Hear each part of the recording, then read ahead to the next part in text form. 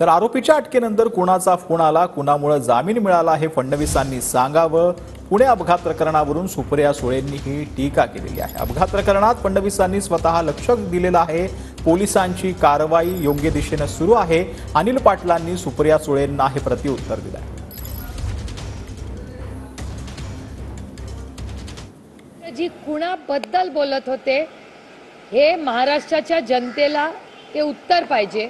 आणि मी एक नागरिकही आहे, एक महिला म्हणून, एक आई म्हणून, एक लोकप्रतिनिधी म्हणून मी देवेंद्रजींना विनम्र विनंती करते की राजकीय दबाव कोण टाकत होतं, कोणी फोन केला, कुणामुळे बेल मिळाली, या सगळ्याचं स्पष्टीकरण महाराष्ट्र सरकारला, राज्याला आणि या देशाला दिलं पाहिजे। आता या बाबतीमध्ये फडणवीस साहेब स्वतः त्याच्यामध्ये जाऊन हस्तक्षेप करतायत, संबंधितांवर कारवाई झालेली आहे।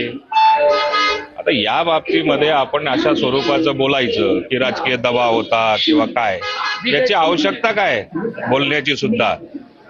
पोलिसांची कारवाई योग्य दिशेने कुठल्याही प्रकरणामध्ये चाललेली आहे आणि त्याला योग्य तो प्रतिसाद आणि योग्य ते सहकार्य प्रत्येकाने केलंही पाहिजे।